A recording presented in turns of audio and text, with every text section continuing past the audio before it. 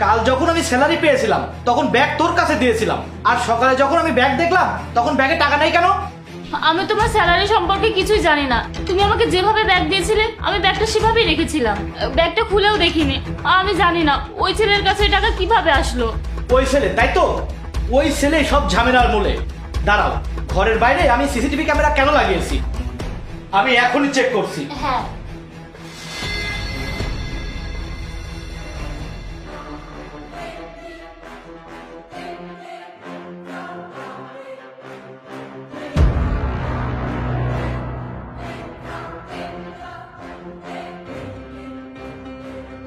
দেখেছো?